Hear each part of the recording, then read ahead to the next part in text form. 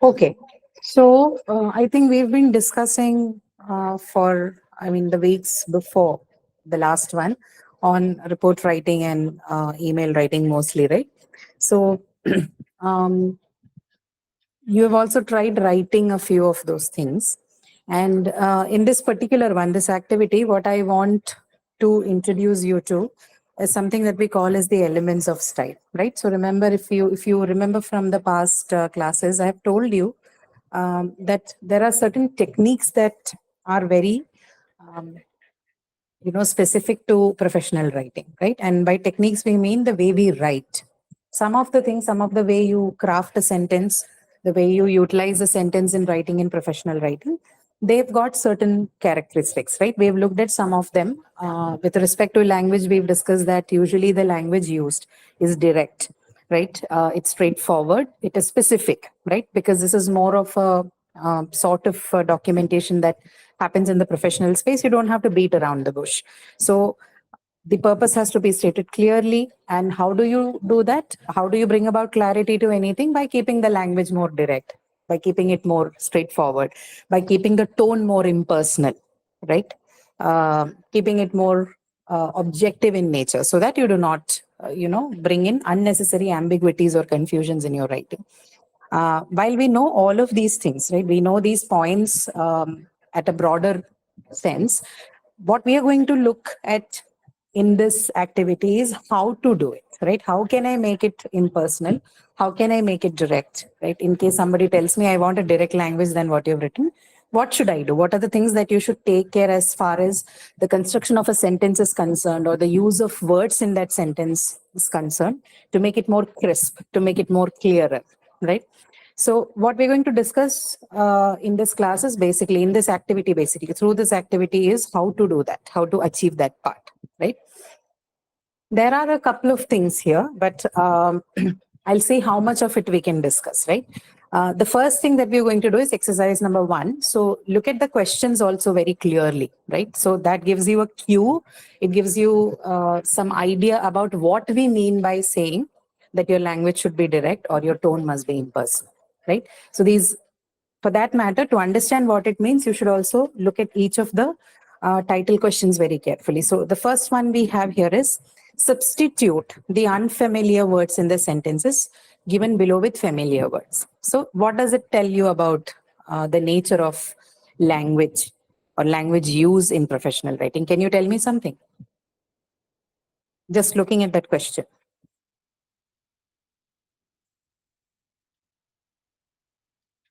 Try whatever you understand, you can say. Ma'am, with the sentences. Sorry? Means what the sentences are written with, that I have to tell you. No. Just comment on, just the question. Substitute the unfamiliar words in the sentences given below with familiar words. Because I told you, right, the questions that you're going to see here, as in the title questions, will give you a clue on what do we mean, what are the different features, what are the different characteristic features of language use, or using various language techniques to form something that is professional, to write something that is professional. So we get the first thing: substitute the unfamiliar words in the sentences given below with familiar words. What does it tell you? It tells you that while you're writing something in the professional domain, try and use words that are more familiar to people, right? And here, familiar doesn't mean use a very simple term, right? Usually, when you use the word familiar, people would perceive it as simpler word. But familiar has a very different understanding. The word familiar simply means something that the people know, right? So this will also mean that you're allowed to use technical vocabulary, right? And precisely the meaning is this. Although they say unfamiliar, if technical vocabulary is unfamiliar to you, it is because you are not knowledgeable, right? But for that reason, if you're going to use 30 other words to talk about that one term, then that particular part is going to be unfamiliar to your experts who are listening to you, right? For building familiarity with your topic or what you're talking about or writing about, you will have to use more technical terms, more specific terms, right? So the first question is asking you to make your writing more specific and use terms that are known to the people. That is the understanding. Okay, got it? Yes, no? Yes, ma'am.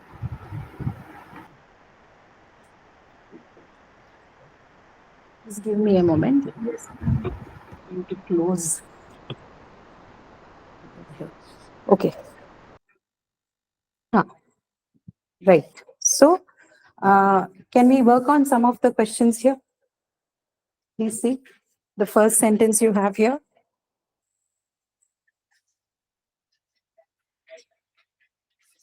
If liquidation becomes mandatory, we shall dispose of the mammoth buildings first, right? So, you have one or two words that are in italics. So find a word which you can use to substitute this without changing the meaning of the sentence.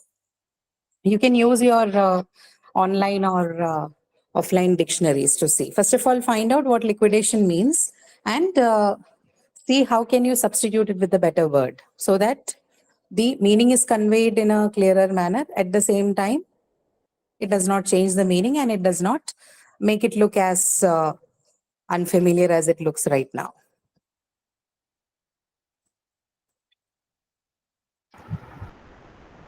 You can check along. You can use your resources, not a Ma'am, we problem. can use large instead of mammoth.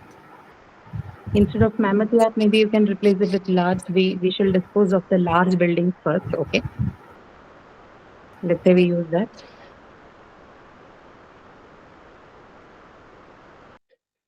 How about liquidation?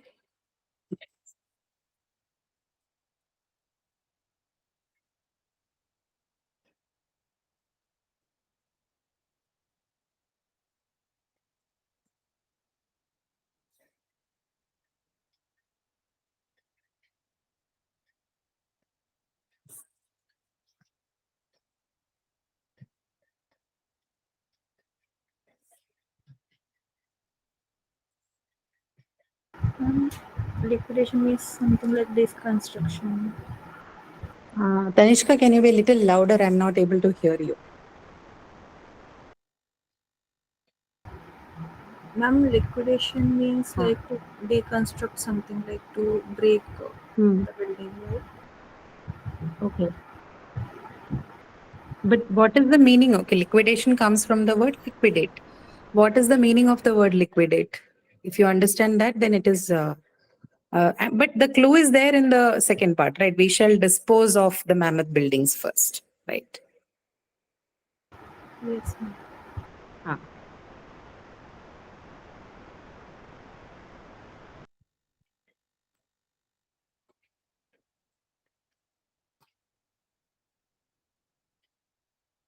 Ma'am, I just don't get the different word for You that. look for the meaning of liquidate and tell me what would fit there.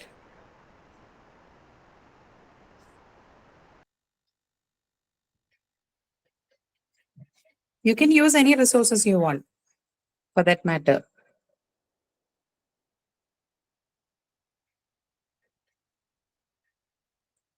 Take a minute or so and think about it. It may not come to you immediately, but like you're substituted for mammoth, no? Do for this as well.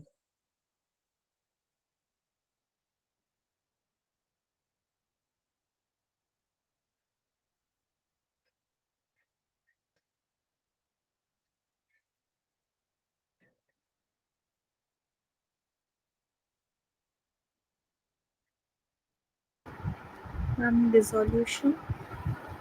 Disillusion, yes, maybe you can use that. If disillusion becomes mandatory, we shall dispose of the mammoth buildings first. Anything else?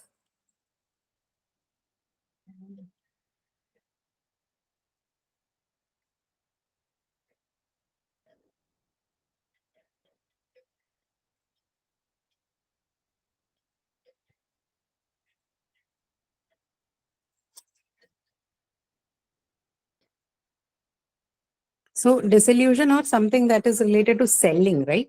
You can simply use the word selling. than disillusion. You can say if selling becomes mandatory. Look at the clue you have in the second part of the sentence. We shall dispose of the mammoth buildings first. So you can simply use the word selling. If selling becomes mandatory, we shall dispose of the large buildings first, right? That sounds much more direct and appropriate than what we see here, right? You can use the word selling. So don't look for more complicated words. Sometimes they are complicated looking, but they're unable to convey the right meaning, right? Like the sentence you have here: if liquidation becomes mandatory, we shall dispose of mammoth buildings. We don't need all of this. You simply say if selling becomes mandatory. Disillusion or all of that means the same thing. But basically, what we are trying to say is selling off, right? Selling off and then converting it into something else in the form of cash or something. That is basically liquidation. But I mean, the exact meaning of liquidation is that. But basically, what liquidation means is selling. Okay. So you can substitute liquidation with selling. If selling becomes mandatory, we shall dispose of the large buildings first or huge buildings first. Anything, right? Okay, try doing it with the second sentence. The Buffin's propensity to assimilate new instruments is insatiable. Use your online resources, they will help you.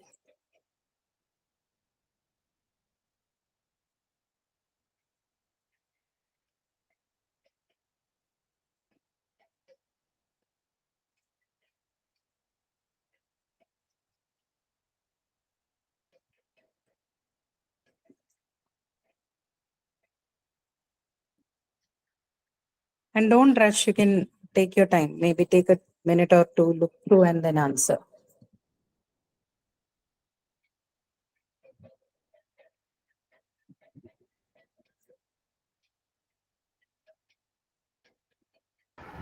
Ma'am, can you tell the word written after Buffins?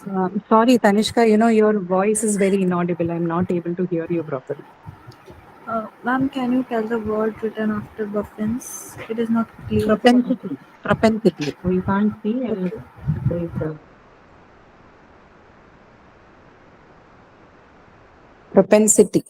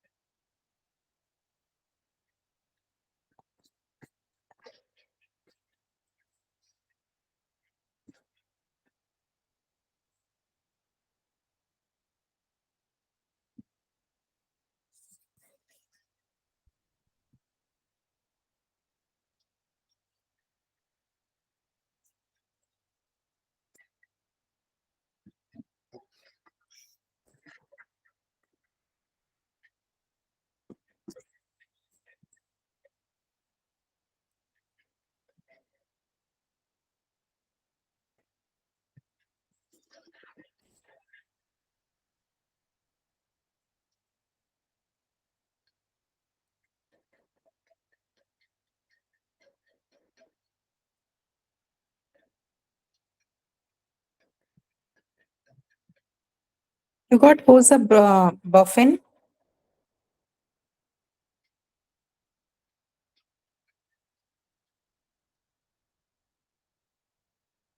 Who's a Ma'am, I'm Buffin? searching. Okay.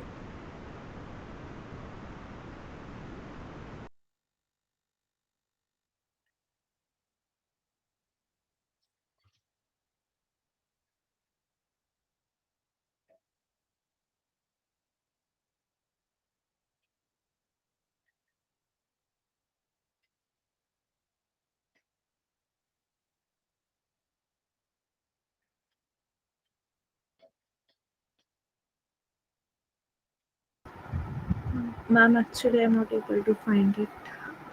You're not able to find the meaning of Buffin. What search engine are you using? Google only, right?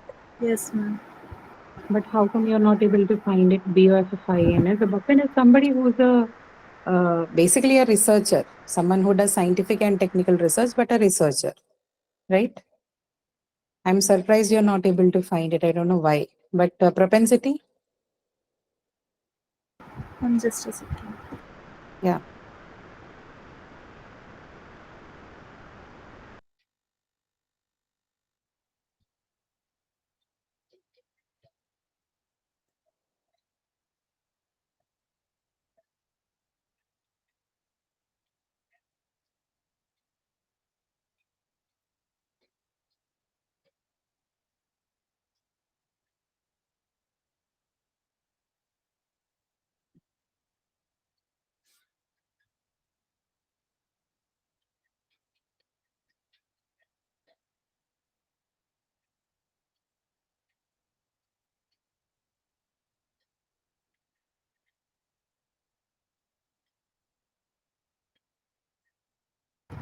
Ma'am, a habit of behaving in a different way.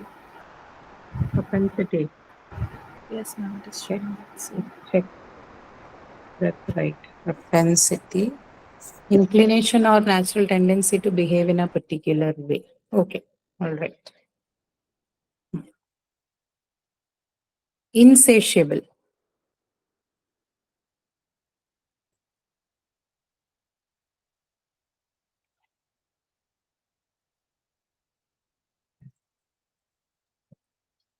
Okay, that is impossible to satisfy, right? Somebody who you cannot satisfy. So then you have buffins, then you have propensity, and then you have insatiable, right? You know the meaning. Can you put it together in such a way that it is more accessible?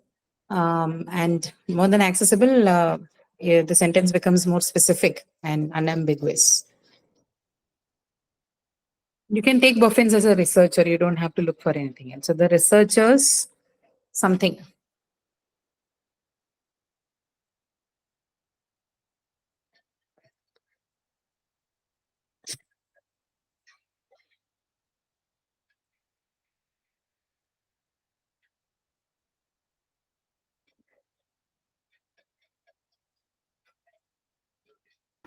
Ma'am, we can say the researcher's behavior. Whose behavior? Mhm.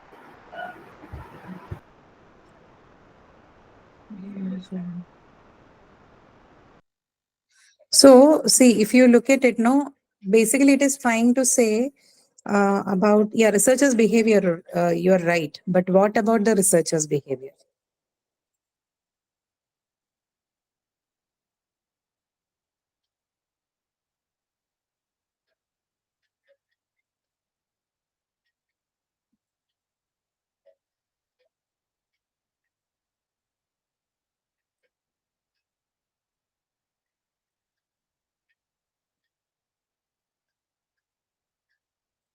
Generally, learning, right?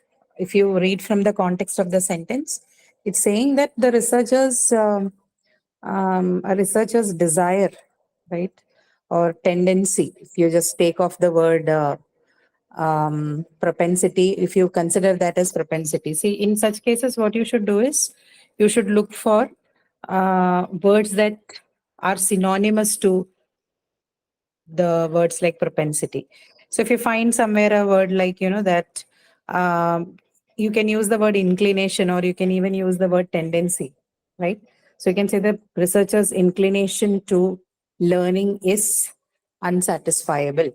Or you can say the researcher's tendency to learning or to knowledge is unsatisfiable, right? So this way you can look at the meaning and then look for the words that are synonymous with it, but it's not, as ambiguous as the word that you have here. Got it? So next sentence, we'll do one more sentence here. Maybe we won't do all of them because I want to do at least 2 or 3 subparts with you here. 2 to 4 subparts. Okay. So this particular sentence, we can rewrite as the researcher's tendency or inclination to learning or knowledge is unsatisfiable. Okay, got it? All right. Yes, ma'am. Hmm. Let's just work on one more. Maybe we'll work on D, right? These sheets are uploaded in your supplementary section, so you can tab, right? So you can go through rest of the sentences and follow the same technique that we're using here. We may not have time to take each of these sentences here.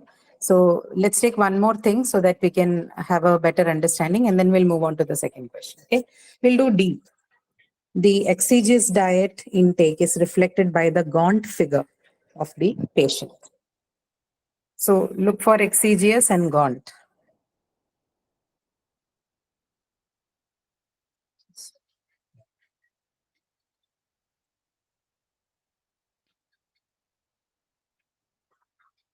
Exegesis.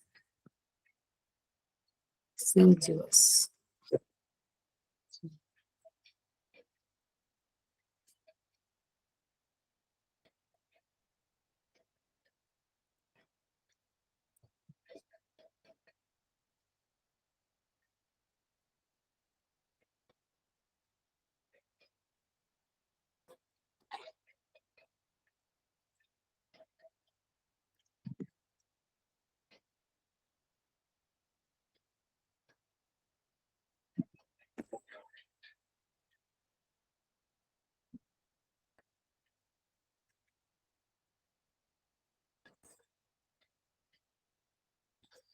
What did you get for exiguous? Exiguous, actually.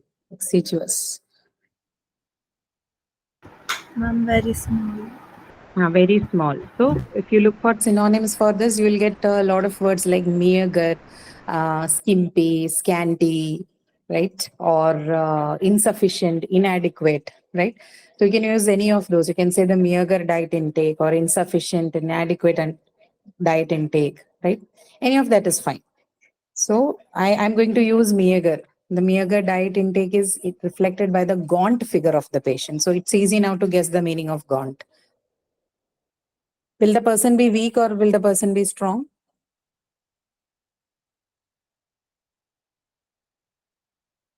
If it's an insufficient intake of diet, then weak only, right? I'm weak. Yeah. But with figure, words like figure, we have already learned about collocation in the last class. So instead of last course, that is, right, English one. So with words like figure, a better suited word would be lean, not weak. You don't say weak figure, although it's a very colloquially used combination. Some people say he has a very weak figure, but in proper professional technical writing, we don't use something like weak figure because it doesn't make much sense. With words like figure, the words that are more apt are lean, right? So the meager diet intake is reflected by the lean figure of the patient. Okay, so you use the same technique in order to, once you've written enough, the question would be, when should I do it? Some people are good at writing the kind of sentences that we are seeing now in the first go, right? But if you're someone who uses more of a revisionary tactic, then what do? You write down the whole of what you want to write, and while you're editing and revising your draft, you can make a note of such things. See if you have used unfamiliar words which will need this kind of substitution, right? So do it always after you have written a letter or you have finished a report, and see if you are able to send across the message, or whatever you have written, you're able to communicate to the other person in a clearer way. And the first step in that would be to cut out all unfamiliar words and use something that is more cogent and familiar to people who are reading it. Second one, let's look at this one now.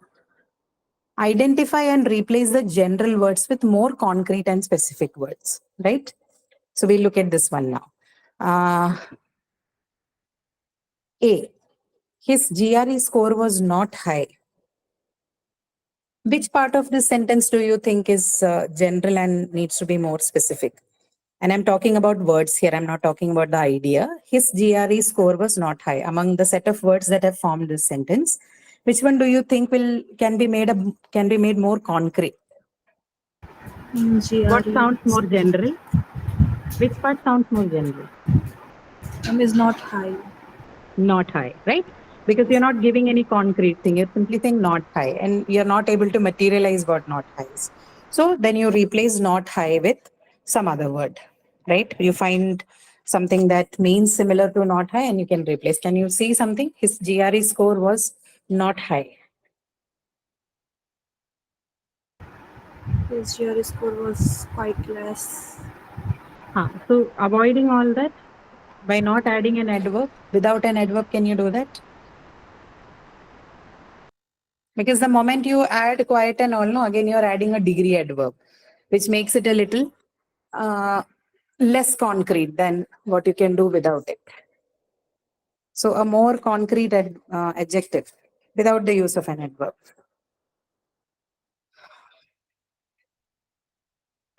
Unless. Anything you can use, anything that would fit with scores or anything.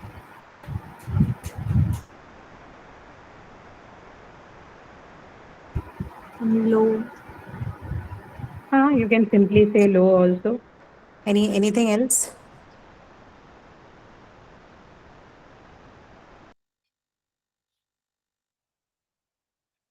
So if it was good, what could you say?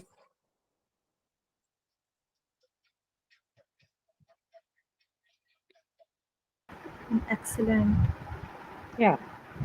So you can then look for words that mean opposite to it, right?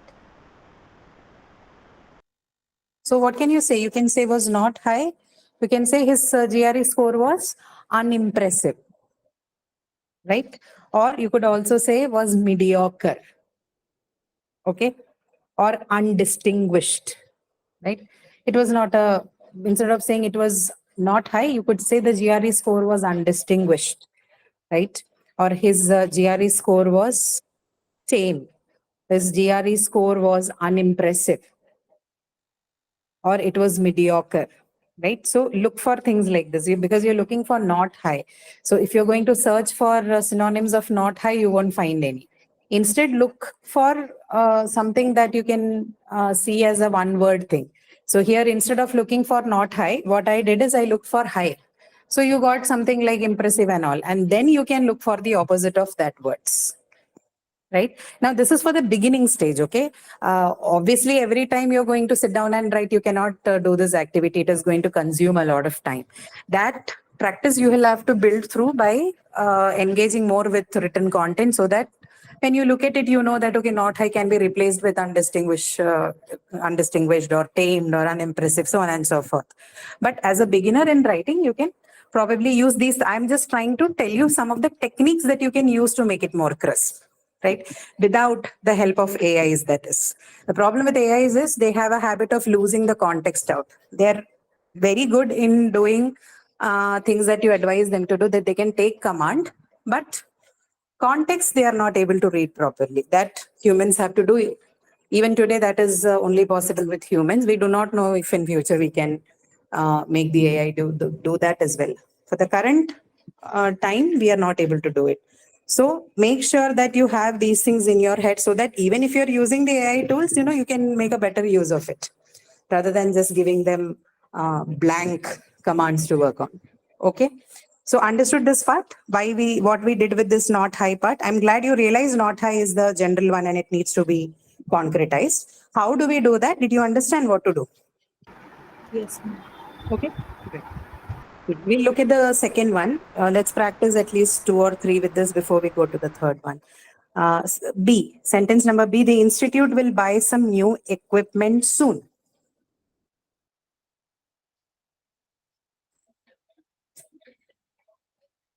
So you first tell me what do you think are the general words here? Ma'am, buy some new. That part, right? Will till buy it's okay. Then some new equipment soon.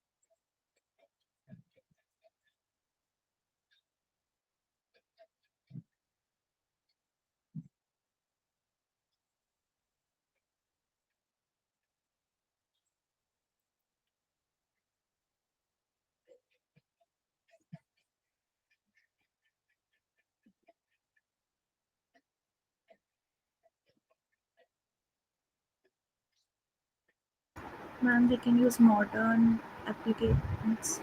Like, What is it again? Come again. ma'am, instead of new, we can use modern.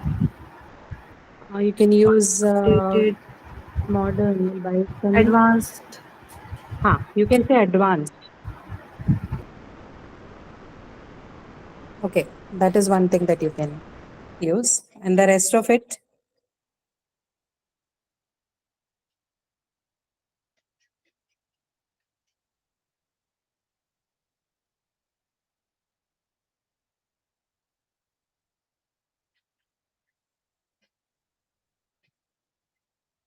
Ma'am, we can also use innovative. Sorry. Innovative for the new word. Innovative. No. Innovative is not required here. You can say advanced or something. The institute will buy some new Appliances. appliances or machinery, something of that sort you can Yes, replace it with. But I personally think even equipment doesn't require um, change, because as long as you don't know what kind of equipment you can, equipment is a general term, but if you have to concretize it, you need to have more information. I don't think it is wise to change it like that. Um, so you say some advanced machinery or something, right? The institute will buy. Uh, you can remove some, that you can do, right? Because you are going to make it more concrete. Some is not a word that you should use in a concrete sentence, because some makes it more generalized or in fact even indefinite. So you can remove that and rewrite the sentence as the institute will buy uh, advanced machinery soon. Okay. yes, ma'am. Or modern equipment soon. Even I would not suggest even changing the word equipment. It should be fine enough. Advanced or modern can be added to that and you can make it more concretized. Okay. How about see, this room is large enough for the crowd.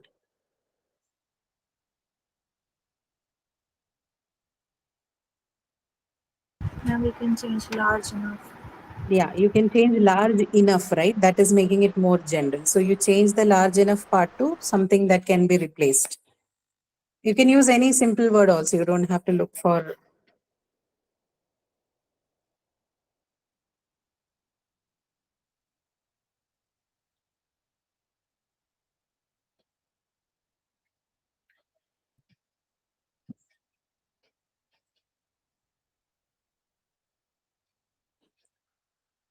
Can we say this room is spacious instead of saying this room is large enough for the crowd? Right? It makes sense, Yes, right? ma'am. Huh. You can say this room is spacious. You can say the room is huge, or you can say this The room is sufficient for them. capacious. Sorry? Yes, ma'am. Adequate or Correct. Yeah, correct. capacious. Adequate, or you can say sufficient, right? Yes, Anything is ma'am. possible.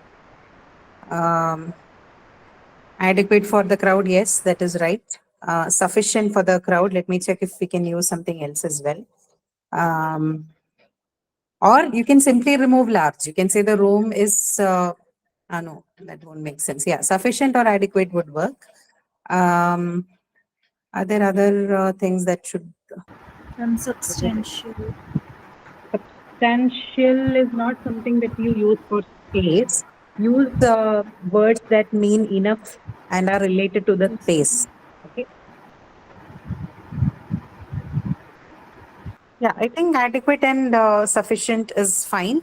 If you don't want to use any of these and you even want to use an even smaller sentence, even more specific one, then you simply use the word spacious.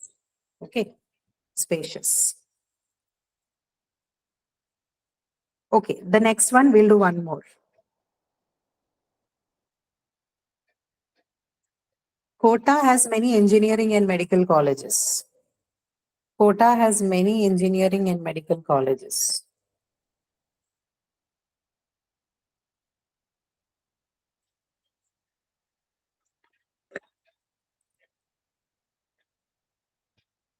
ma'am. Should we replace many? Has many. How will you change it? Yes, ma'am.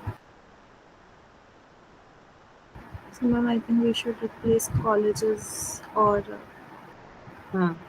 We'll have to do something with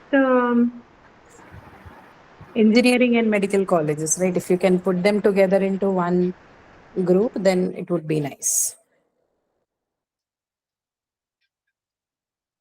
Because we don't know how many exactly, right? So instead of saying engineering and medical colleges, maybe you can simply use the term professional colleges, right? That would make it even better. Has many professional colleges is fine, because we are not giving them any concrete details on which kind of professional college is talking about. But when you say medical and engineering, then people would expect that you give them more statistics on that. Professional college is fine, right? It's more concrete than the other part for the context of the sentence, right? While using engineering and medical will make it more distinguished, Here, the idea is that you still do not know how many exactly. So to avoid that problem, you're saying professional colleges. Okay. Okay. Do you want to do one more, or shall we move on to the next? I think we should do one more, right? G. Can we do G? He is interested in an occupation in the line of engineering.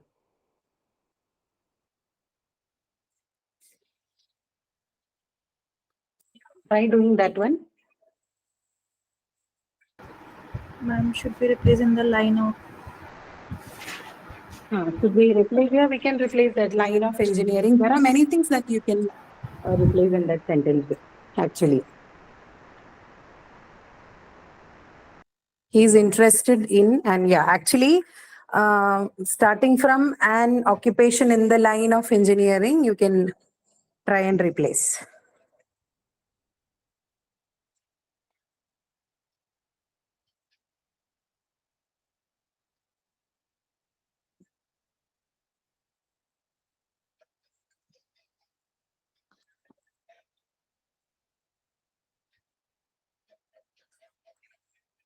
Occupation, you can simply convert it into what? The common word you use is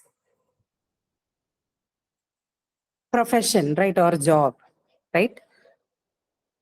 And then in the line of engineering can be reduced to what? Just engineering, right?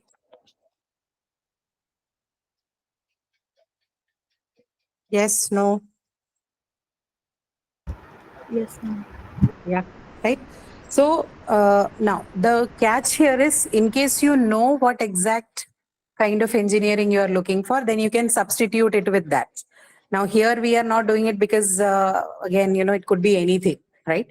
So in that case, you don't say in the line of engineering. That's the point here. That is a very general statement to make, right? If you say in the line of construction or in the line of systematizing or organizing, those things make sense. But engineering is too broad to say in the line of engineering, right? Or you will have to bring it down to more specifics within the engineering part. What within engineering? Then in the line is okay. Otherwise, it is a very broad stroke that you're using. So you can, for the context of the given sentence, you may simply want to rewrite this as he's interested in.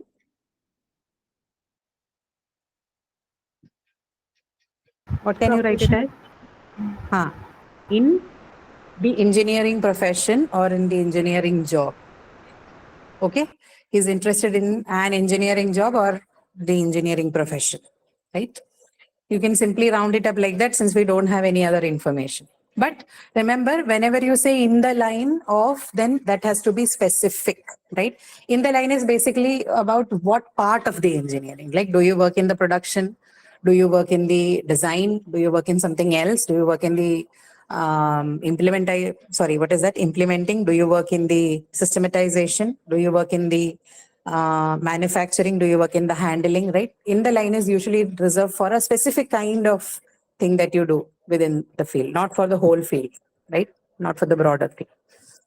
Okay, so keep in mind how these things work. So do not forget that, looking for synonyms and context is very, very important to make your sentences more concrete, to save them from overgeneralization. Okay, third one. Now this is on cliches. Okay, you've heard the word cliches before? Any idea what it means? We discussed this while we were talking about emails, right? Remember anything? Ma'am, like jargons. Yeah, they're jargons or cliches are basically a set of words which were very popular at a given point of time, but now have gone out of fashion because of their overuse, right? People have used it so much that now it looks trite. Trite means something that is out of fashion, okay? Boring because it is out of fashion. Okay. Let's look at the examples here. Last but not the least, I thank the typist for doing a commendable job. What would you do? What is the cliche that requires substitution or even elimination? Sometimes you don't have to substitute, you simply eliminate also. What is the cliche here? Last but not the least. Yeah, last but not the least. So if you have to replace it with another word, then what can you use? We can simply say at last. Yeah, you can simply say not even at last. You can simply say lastly and be done with it, right? Lastly, I thank the typist for doing a commendable job, right? You trying to make it sugary will not change the fact that that in fact the sentence was the last sentence you said, or it was the last person you thanked, right? So it's okay. I mean, it's not a problematic thing in writing. Lastly, I thank the typist for doing a commendable job. Okay. Now, the second sentence, B, by and large, the company is making the exorbitant profit, is making an exorbitant profit. There should be I missed an and there, but it's okay. Exorbitant profit. By and large, the company is making an exorbitant profit. Instead of exorbitant, we can use large profit. No, but what is the cliche here? What is something that you don't need here in first place?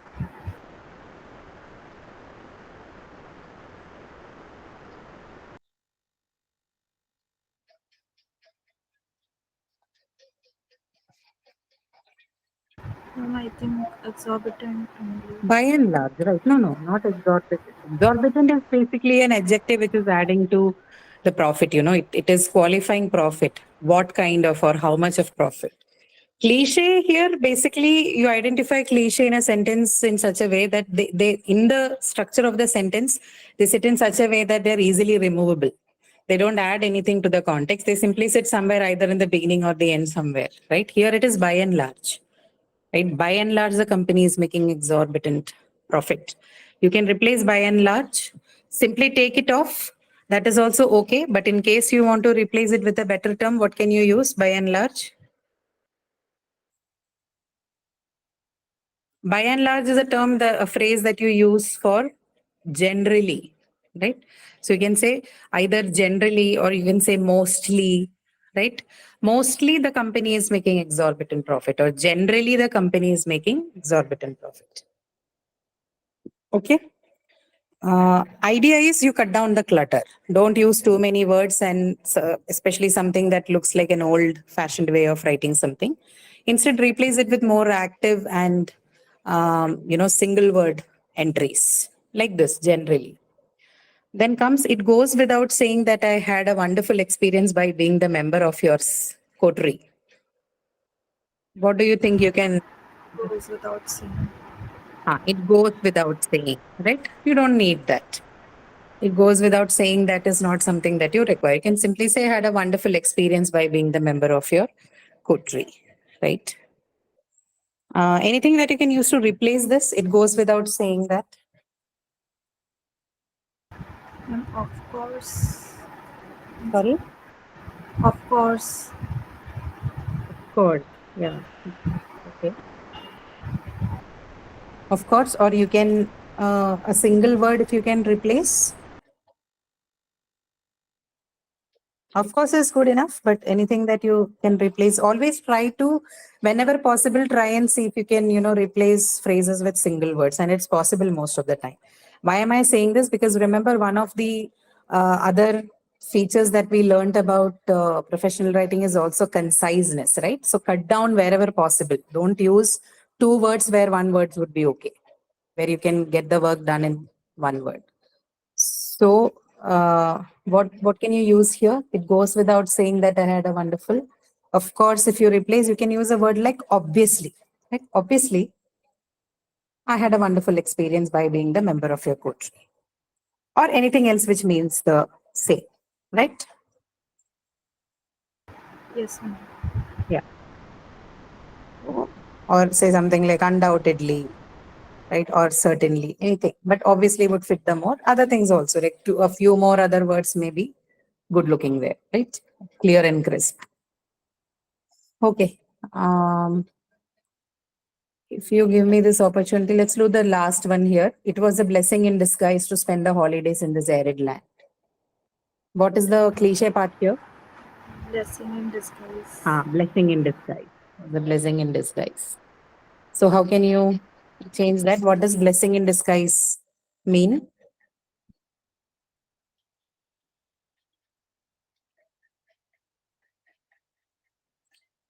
Something that is beneficial, right? To be more crisp about it. Something that look bad but is more beneficial now. So basically something that is beneficial. So you can either replace it or you can simply remove it and keep the sentence short. How can you replace? What word can you use?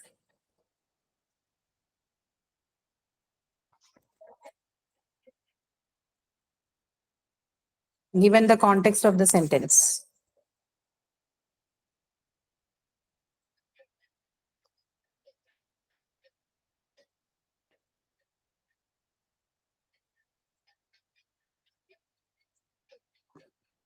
Can we say valuable?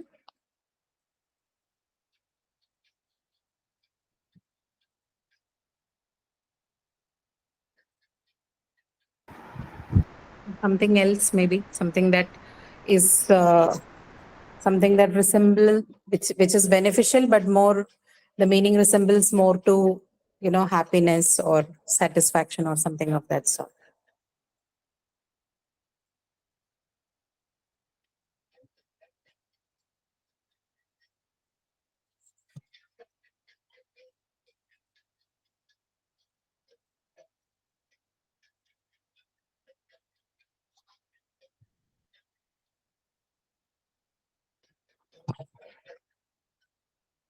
Ma'am, we can say boom.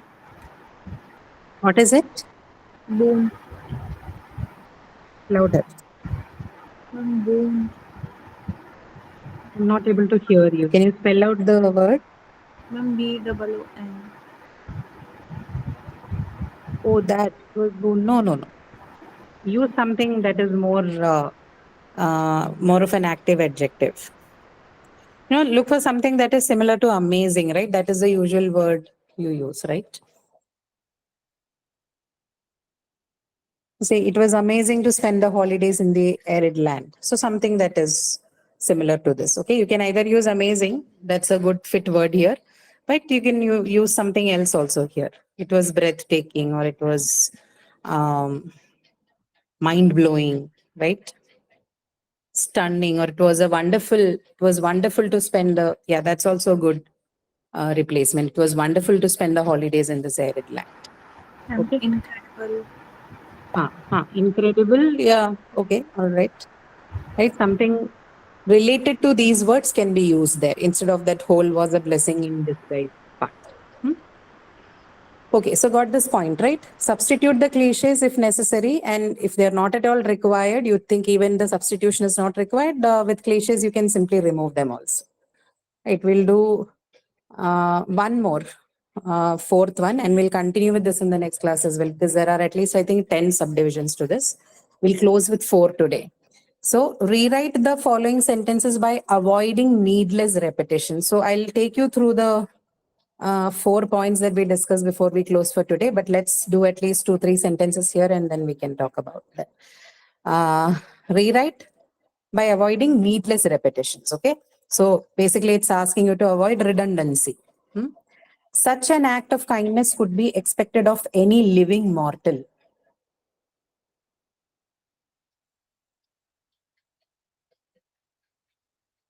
What should you replace or remove or rewrite to make this to get the sentence be devoid of needless repetitions?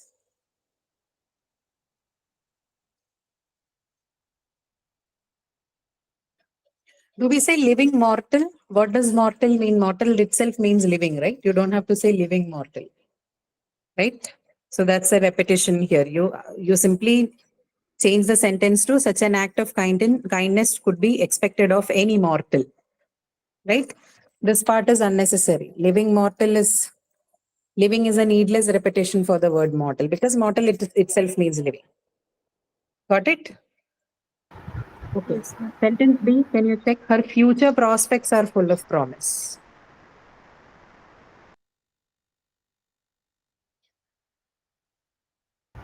Ma'am, is it full of promise? Sorry?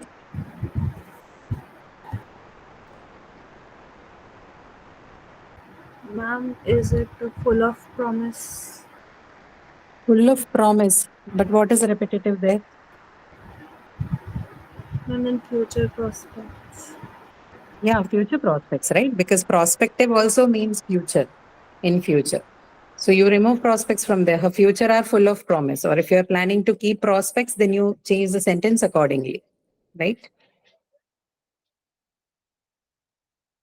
But you can't use future and prospects together because both of them have the same meaning, just like living in model. Then comes C. He again made another attack.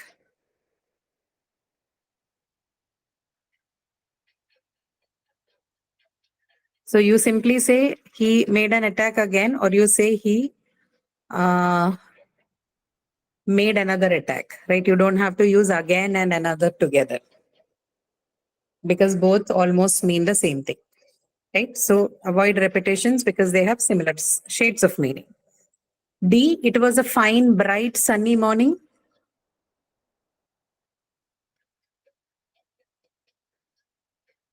What can you change here or maybe remove? Bright, sunny, or same. Bright and sunny, right? Both you don't need together. You either say it was a fine, bright morning or it was a fine, sunny morning. Because sunny and when you say something is, when you say particularly about morning, when you say it's a bright morning, you're basically saying it's sunny. Or when you're saying it was a sunny morning, you're basically saying it was bright. So no need of repeating same thing. Got it? So like this, you need to underline words which you think have the same meaning and is basically just not adding anything to the overall meaning or to the purpose of the sentence. It's just taking up additional space, right? That is what is called as redundancy. Okay, redundancy is not simply repeating something, but redundancy also means repeating without a reason. So repetition is not bad. Sometimes you have to keep repeating the ideas throughout the sentence so that you keep the reader on track, so that the reader knows what the topic is. The reader is reminded once in a while about the topic that the writer is written. Now that is a strategy in writing. But what you should avoid in writing is redundancy. That is needless repetition, right? And the examples for that are these. So four things we looked at in the aspect of style that we need to learn in professional writing. The first thing is using more familiar words than unfamiliar words. That is, make your language more concrete, right? Which is tied to the second point we have here. Whenever you find general words in writing, make sure that you remove those generalized words and use more concrete and specific words or phrases in order to make your writing concise and clear, right? Third thing that we looked at was cliches, right? Cliches also, the reason why you need to remove them is because A, they're not professional in nature because the usage has been out of fashion and it's not something that is considered professional enough or, impersonal enough to be used in a professional writing space. The second reason is that it is also going to take up more space than what is required. Something that can be said in a word usually runs up to a 2, 3, 4 word phrase instead of, without even adding anything relevant to the sentence you're writing, right? So it can just cause a lot of clutter in your writing and your main point may be missed in that. And last is avoiding needless repetition so that there's no redundancy to your writing, right? These four things are what you should keep in mind for today's class. There are more things which we'll discuss for the next class, but 4 out of the other things that we're going to discuss are these, okay, which adds conciseness and brevity to your professional writing. Two qualities, two features that are extremely important for writing professional. Got it? Okay. So you can find the rest of the sentences that we did not take up in the class and practice on them. This file is already shared with you in supplementary tab. So you can practice the other sentences which we did not discuss, right? Next class, we'll continue with other elements of style, carrying on from fifth to other. I think we have a total of 8 or 10 here. Yeah. Okay. Okay then. See you next week again.